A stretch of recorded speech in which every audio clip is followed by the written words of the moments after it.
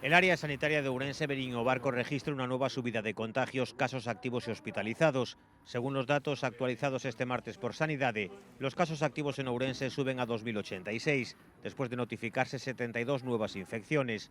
También aumentan los contagios después de detectarse 98 positivos, 89 de ellos a través de las PCRs realizadas en el último día en la provincia. Frente a los 98 contagios en el área sanitaria, 26 personas superaron el virus, lo que eleva a 15.795 el total de curados en Ourense. El otro dato negativo de esta jornada está en los hospitales, donde se ha incrementado la presión asistencial. Ourense cuenta con 38 hospitalizados, 8 más con respecto a ayer. El incremento se produjo en planta, donde se pasó de 26 pacientes a 36. En la UCI se produce un ligero alivio y bajan a 2 los ingresados. Aún así es una cifra inferior a la registrada el pasado 9 de febrero, última vez que la provincia superó el umbral de los 2.000 casos.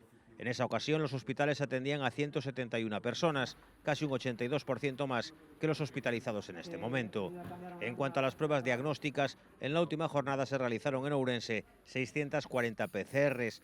Además, no hay que lamentar ningún fallecido, por lo que se mantienen en 419 el total de víctimas mortales.